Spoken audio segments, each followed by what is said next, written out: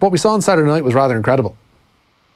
Indeed, what you just mentioned, of course, was that Naomi Osaka won the US Open, and it's her first ever Grand Slam title, and it's completely been forgotten in the storm surrounding the controversy of Serena Williams being dropped the game in the latter end of the second set, which is, of course, a terrific shame because it was Naomi Osaka's first Grand Slam title. She's probably going to be a huge star. She's a huge star, of course, in Japan, and probably her global appeal is surely going to spread. And she's a massive talent. She's only 20 years old, and it's all been overshadowed. I don't think we've really spoken too much about her, but there are obvious reasons for that with everything that went on the other side of the net on Saturday night. Yeah, we'll get on to Serena in a moment, but just to focus on Osaka, a bit of background, she's just 20 years of age. I don't think she'd been beyond the fourth round of a Grand Slam before this week. It's been quite the rise over the course of the last 7 days for the 20-year-old. Yeah, she's obviously been someone who's been cited as having huge potential. Last year at the US Open, she beat Angelique Kerber in the first round. Of course, Kerber beat Serena Williams in the Wimbledon final this year. She was already a two-time Grand Slam champion before then, but at that point, Osaka was only 19, so backing that kind of win up is quite difficult when you're at that age. And this week, she's just found a huge purple patch and just has run with it. And I think I'm not sure many people would have had her down as a potential champion probably at this tournament, but you know, in the women's game, it's so open. Last year, Sloane Stephens won when she'd been out of action for about a year with terrible injuries, and she came back at the US Open and won her first Grand Slam. So, you know, these things can happen. And Osaka's got a big game, and one of the most impressive things about her was that when everything was blowing up around her with, you know, this legend of the game on the other side of the net, completely losing her cool, Naomi Osaka, despite being only 20 years old, never in that kind of position before, kept her focus and served it out. And she, you know, it was done with real aplomb. There was no question of her blowing her big chance in that moment. She didn't face a break point when she was serving for the match. She just ran straight through it, and you imagine she's going to win a lot more from here. Yeah, freakish composure from a 20-year-old, especially given the circumstances, especially given the partisan nature of the crowd of Flushing Meadow that had been whipped up by Serena's antics in that second set. Whipped up by, I suppose, being taken to task by the umpire Carlos Ramos for, firstly for coaching, then for smashing her racket on top of that, and then after that given a game penalty because she launched into that tirade at Ramos wherein she called him a thief and said that he was taking the it seems the final away from her. I want to say it's quite a remarkable outburst from Serena Williams, but we've kind of seen this before. Yeah, there was the 2009 incident, semi-final, I think, with Kim Clijsters, where she was given a foot fault by one of the line judges, and she erupted at the said line judge, and that was quite an ugly incident. And then there was 2011 against Sam Stosur, where she was penalised for celebrating before the point was actually finished. She was probably going to win that point, and she let out a cry, which obviously you're not allowed to do, and the point went against her, and she ended up telling the quite a dressing down towards that particular umpire. So within this particular tournament, that she has a bit of history there. She hasn't been known to always keep her cool in those very big matches, and that's what we saw again there. Her main contention arising from all of this, whereby she took Ramos to task for his implementing of the rules on Saturday night, was that essentially that she was being treated differently because she was a woman. There's a fantastic piece by Martina Navratilova that's been published on the New York Times. Says, crucially, it's a killer line, and it's saying, we cannot measure ourselves by what we think we should also be able to get away with. That kind of sums it up nicely as regards where people and Serena's attitude is coming from on Saturday night. Yeah, I think I would go along with that with Martina Navratilova. I think there's a lot of whataboutery that's gone on in the last 48 hours or so. I think if you simply point the finger at someone else and say, well, they did it, so why is it a problem if I did it? Then I'm not sure that's such a great defence for your behaviour. I think perhaps you would maybe want to behave a little better for yourself and take your own accountability and own what you did. I think it's been quite ugly what we've seen over the last 2 days. The criticism that's been aimed towards Carlos Ramos, who, as far as I was concerned, was doing his job, and he was thrown under the bus by the USTA WTA followed suit, and it's been good to see tonight that the International Tennis Federation have actually backed him up and said that the way that he umpired that match was completely in line with the rules.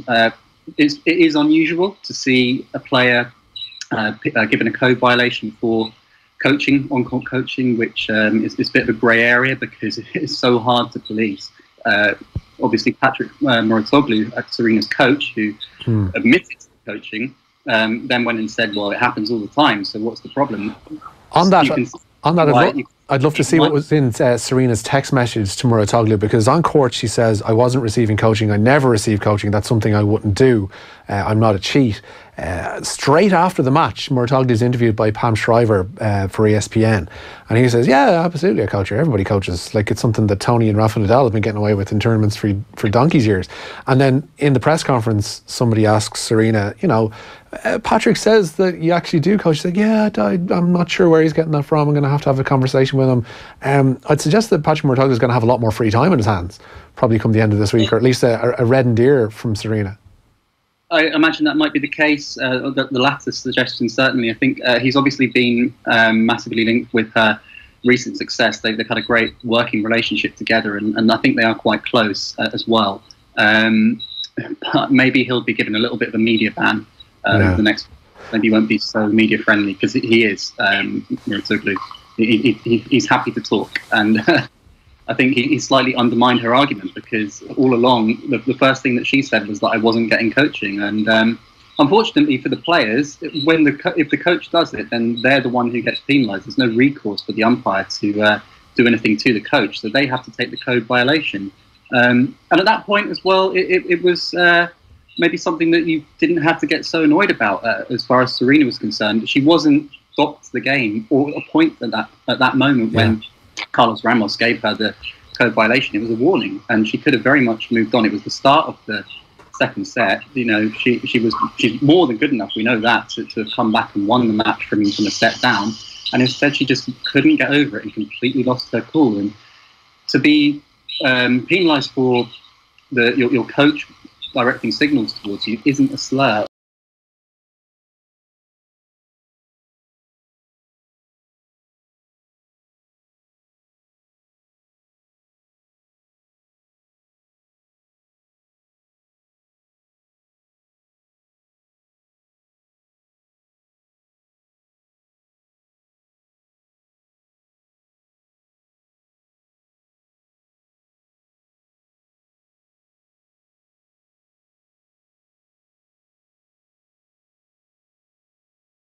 Again, he'd taken Nadal to task over Nadal's shoddy timekeeping, which he's notorious for. And the fact that I mentioned those names kind of combats the argument that this was sexist. That we can see that he's not afraid of taking on the big male players. That doesn't mean that there's not sexism within tennis, that there's not huge issues for the game to tackle with regards to the way that women are treated in certain instances. But we're talking about this one specific instance, and we're talking about one umpire whose character over the last 48 hours has been destroyed by certain people. Is there an element of her reaction on Saturday being informed by previous instances of sexism or discrimination, that she felt that maybe, perhaps wrongly, that this was another case of those, and that's what inflamed things? Quite possibly. I mean, we'd have to ask Serena Williams to know what was absolutely going through her mind. Perhaps there's a point where someone like her, who's had such an amazing story, who's had to overcome all sorts of obstacles, has been through so much in her life. I mean, it's not that long ago that she almost died while from the after effects of giving birth to her child. I mean, you can tell this is someone who's gone through a lot, and that there might be times when, you might just feel that the whole world is against you, and she would have probably good reason to think that. It's not that long ago that we heard one of the organisers of the French Open saying that she couldn't wear next year the famous cat suit that she wore this year at the French Open. She wouldn't be allowed to wear that next year. That is something that you could very easily look at and say, why is someone in a position of authority in the tennis world talking like that and making those kind of rules and those kind of distinctions? That's the kind of thing that we should be speaking out against. Similarly, Lisa Bournet, the way when she was punished for taking off her top at the back of the court, yeah, there are clear examples of sexism within tennis, and you can see why someone might get annoyed, as she did on Saturday. I'm curious to discover why the WTA, well, I can guess why the WTA would, and perhaps even the US Tennis Association, would so heavily back her in this instance. It strikes me that just for the good of the game, they could have come out with a slightly more even-handed set of statements that say, yeah, there are issues. Clearly, like you said, the tennis needs to look at where there are instances of sexism. Perhaps rules could be more evenly implemented. But ultimately, they seem to back Serena here, which kind of shows how much water she draws in the tennis world.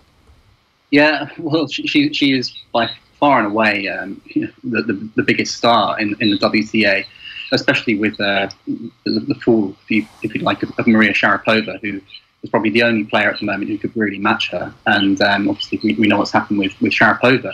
And I think there is an element on both sides of the gender divide where there is a time you see that the authorities are enthralled to the big names, and they do seem to get away with maybe a little bit too much at times.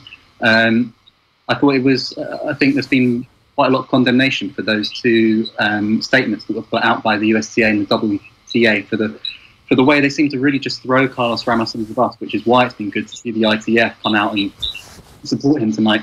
I think there seems to be an element at times of players, top players certainly, or perhaps across the board as well, but the umpires seem to be there to serve them, perhaps maybe because it's such a tense and stressful sport at times that they seem to think that the umpires shouldn't police the game at times, that they're just kind of there to call out the score or something, and not to actually police these minor. At times, it's a minor infraction of the umpire coaching. It seems as if this 24th career Grand Slam is imminent. It'll probably happen next year at some point. I know we'll have to wait until 2019 before it does happen. But I guess from her point of view, she wanted to do this at the US Open, and I think that's what feeds a lot of the language that she gave Ramos the other night. There seem to be sentences like, "You're taking this away from me," and that you're never going to umpire another game or another match on my court again. She very much saw Flushing Meadows the coronation for her to equal Margaret Court's record. Yeah, I mean, I haven't been in New York, but the people who were there say there's a lot of adverts around. This it was all built up for the 24th, and to equal that record from Margaret Court. And I seem to recall when she was going to equal Steffi Graf's record a couple of years ago for 2022 or 23, when she was going for that, or perhaps 21, that she would get quite stressful as well, stressed out in those moments as well, particularly when she was under the cosh, or maybe she was a set down. She is quite a dramatic player. She seems to need sometimes when she's a bit flat, something to get her going. At times she seems to play her best when she gives a player a set lead or something. And yeah, I think the US Open has been where she's had her three big meltdowns really of her career. Perhaps some of the obstacles that she's faced while growing up in America, where obviously there are huge issues regarding race and everything, that perhaps there's something that gets to her even under her skin even more, which I think we do have to not totally dismiss her feelings and not hear the anger that's clearly there, but also at the same time say this wasn't the moment, that there isn't really any evidence of sexism on the part of Carlos Ramos, who's had his whole reputation tarnished by quite a few people. Yeah, Jacob Steinberg, thanks so much for taking time out to speak to us tonight. Thank you.